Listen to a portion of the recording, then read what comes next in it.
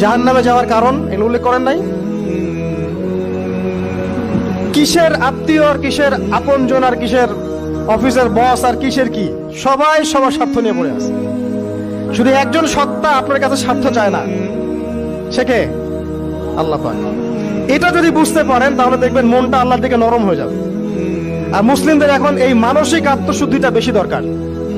আমরা কেন যেন অস্থির জাতি হয়ে গেছি এখন, একটা মানসিকভাবে শান্তি নাই আমাদের মধ্যে। খেয়াল করে দেখবেন সারা দিন দুশ্চিন্তা, দুর্ভাবনা, পেরেশানি।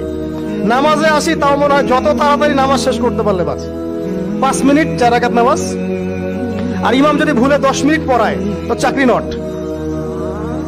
খতিব খুতবা দিবে 30 মিনিট ঘড়ি ধরে বলে দিবে, ভুলে যদি 10 মিনিট বেশি দিয়ে ফেলছে, আজকে আসছেন ভালো কথা, হাদিয়া নিয়ে যান, পরের দিন আর আসেন।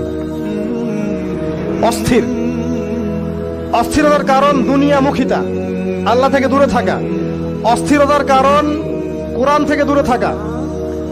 অস্থিরতার কারণ নিয়মিত সুন্নাহর উপর আমল না করা, ডেইলি জিকির আজগার গুলো না করা, ডেইলি কোরআন তেলাওয়াত না করা, হাদিস অনুবাদ সহ না পড়া, দিনের জ্ঞান চর্চা না করা, দিনী হালাকাগুলোর মধ্যে না বসা। অস্থিরতার অনেক কারণ, টাকা পয়সার পিছনে ছোটা, বাড়ি গাড়ি স্ট্যাটাসের পিছনে ছোটা, এবং এই লোভ, এই লালসা আপনাকে স্থির থাকতে দিবে না। অস্থিরতার কারণ এই যে আমরা বলি মেটেরিয়ালিজম, আমরা বলি বস্তুবাদিতা, এগুলো অস্থিরতার কারণ। এগুলো কখনো আপনাকে স্বস্তি দিবে না। আপনি যত দৌড়াবেন দুনিয়ার পিছনে, দুনিয়া আপনার থেকে তত পালাতে থাকবে।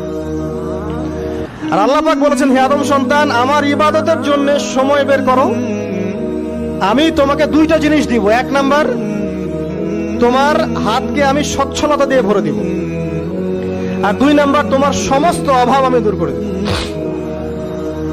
যে ব্যক্তি আল্লাহর জন্য সময় দেয়, আল্লাহর জন্য বাঁচে, আল্লাহর জন্য মরে, সব কাজ আল্লাহর সন্তুষ্টির জন্য করে, দেখবেন ও মনের মধ্যে শান্তি আছে।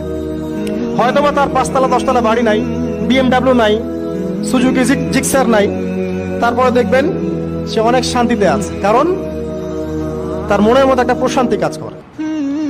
আর যে ব্যক্তির মধ্যে দেখবেন আল্লাহর কনসিয়াসনেস নাই, ইবাদত নাই, কোরআন সুন্নাহ এগুলো কিচ্ছু নাই, দুনিয়ার সব আছে, দেখবেন ব্যাংক ব্যালেন্স, টাকা পয়সা, মনে শান্তি নাই। এই মনের শান্তিটাকেই উসমান রাদিয়াল্লাহু আনহু বলতেন যে আল গিনা, মানে ধনাঢ্য, ধনী বলি না আমরা, এটাই হচ্ছে ধন, কিছু না।